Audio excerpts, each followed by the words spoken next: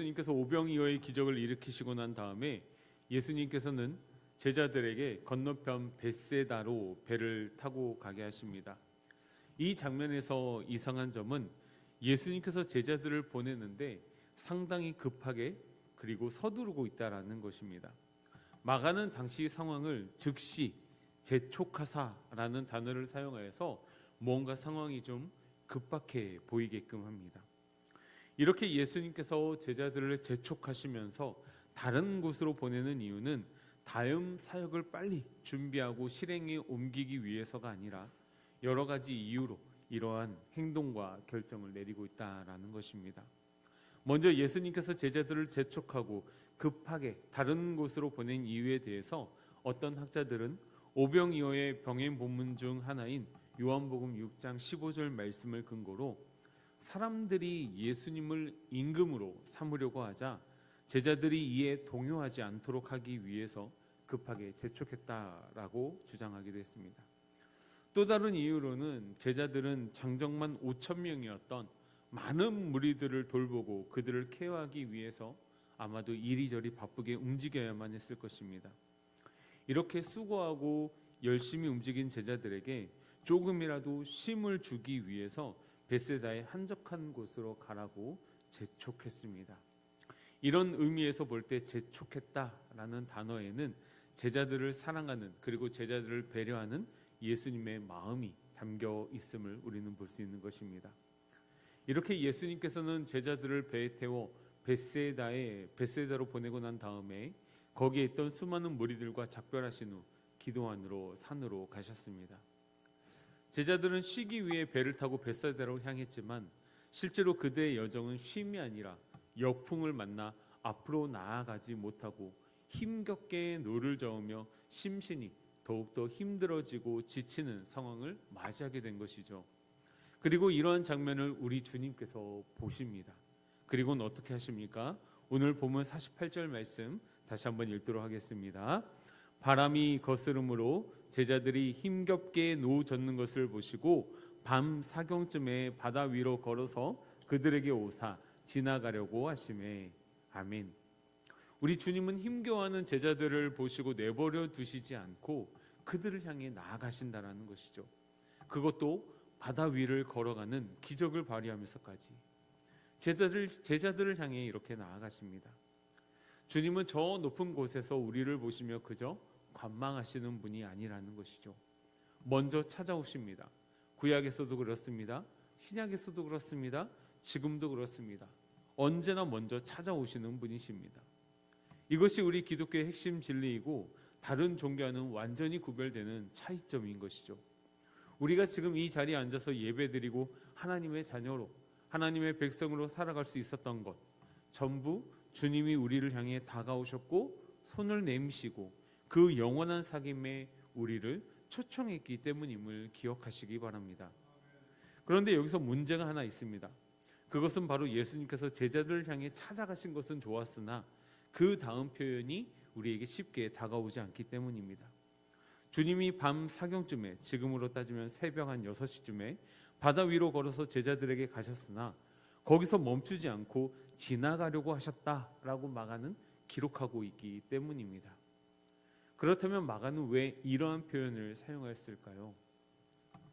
먼저 마가는 바다 위를 걸으신 예수님의 기적을 다루면서 예수님께서 하나님의 아들로 이 세상 모든 만물을 다스릴 수 있는 권한이 있으신 분이심을 선포하기 위해서였습니다.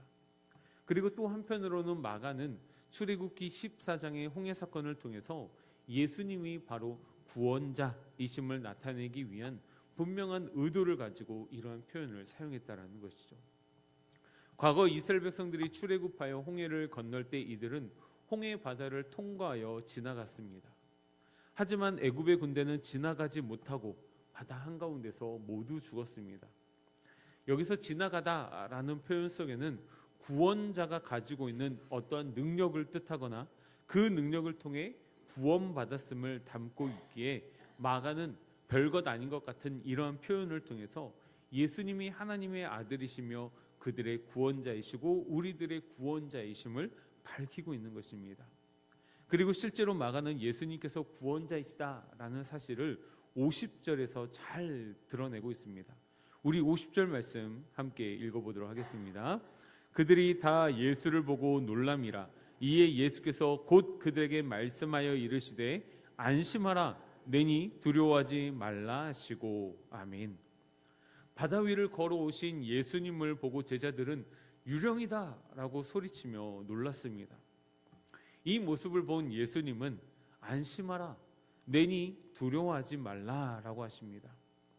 여기서 내니라는 말은 헬라어 말로 에고 에이미라는 말인데, 이 말의 뜻은 나는 이다라는 헬라어 표현으로, 이는 출애굽기에서 하나님께서 모세에게 자신을 드러내실 때 나는 스스로 있는 자이다라는 표현과 같은 표현입니다. 따라서 내니라는 이 표현은 하나님께서 자기 자신을 스스로 드러내실 때 사용하는 표현으로서 예수님이 하나님이시다라는 사실을 드러내고 있는 것입니다. 다시 말해서 하나님이 너희 곁에 있으니 안심하고 두려워하지 말라라고 제자들을 안심시켜 주시는 예수님의 모습을 우리는 볼 수 있는 것입니다. 사랑하는 영가족 여러분, 우리가 살아가다 보면은 많은 어려움을 만나게 됩니다. 그때마다 우리는 상황과 환경을 바라보며 좌절하게 됩니다. 그때마다 상황과 환경을 바라보며 좌절하지 마시고 바다에 길을 내시고 그 위를 걸어오셔서 내가 너와 함께하니 두려워하지 말라라고 우리를 위로하시고 우리와 함께하시는 주님을 바라보시기 바랍니다. 우리가 주님을 바라볼 때 우리에게 찾아온 어려움들은 더 이상 아무것도 아니게 될 것입니다. 우리의 문제보다 더 크신 하나님을 믿음의 눈으로 바라보는 은혜가 있기를 소망합니다. 두려움에 떨고 있는 제자들이 있는 배에 예수님이 오르시자 언제 그랬냐는 듯이 바람이 그치게 됩니다. 그러자 제자들이 심히 놀랐고 마가는 제자들이 예수님께서 오병이어의 기적을 일으키신 사건을 기억하지 못하고 도리어 그 마음이 둔하여졌다라고 기록합니다. 이는 마가가 마음이 둔하여져 버린 제자들을 책망하기 위해서 기록한 것이 아니라 예수님께서 바다 위를 걸으신 뒤에 제자들이 타고 있는 배에 오르자 거친 바람이 그 즉시 멈춘 기적의 효과를 더 놀라고 극적인 효과를 설명하기 위한 하나의 장치라는 것이죠. 이후에 예수님과 제자들은 게네사렛 땅에 도착했고 사람들은 곧바로 예수님을 알아보고 예수님이 어디에 계시든지 병든 자를 침상째로 메고 나오며 예수님께서 들어가시는 지방, 도시, 마을마다 병자를 시장에 두고 예수님의 옷가지에라도 손을 대게 하시기를 간구합니다. 그러자 예수님의 옷에 손을 대는 자들은 다 나음을 입는 기적이 일어나게 되죠. 게네사렛에서 예수님을 알아보고 나오는 사람들, 그리고 예수님 옆에서 수많은 가르침과 이적과 기사들을 체험했으나 알아보지 못한 제자들의 모습이 조금은 비교되는 것 같습니다. 사랑하는 영가족 여러분, 우리는 예수님이 누구신지 어떤 분이신지 너무나 잘 알고 있습니다. 하지만 때로는 우리의 삶의 문제가 너무나 커서 예수님을 온전히 바라보지 못하고 예수님이 누구이신지를 잃어버린 경우가 종종 있다라는 것이죠. 그럴 때마다 의식적으로라도 주님을 바라보시기 바랍니다. 어찌 됐든지 간에 예수님 앞으로 무조건 나오시기 바랍니다. 게네사렛 지역 사람들처럼 예수님 옷자락만이라도 라는 그 심정으로 나오시기 바랍니다. 그런데 이게 쉽지 않습니다. 그렇게 하기 위해서는 끊임없는 훈련이 필요하다는 것이죠. 한 번, 두 번 가지고는 안 됩니다. 지독히 셀 수 없을 정도로 반복해야 합니다. 그래서 어떤 목사님은 참된 예수님의 제자의 삶이 되기 위해서는 말씀 앞에서 단순, 반복, 지속 이 세 가지를 필요하다라고 말씀하기도 했습니다.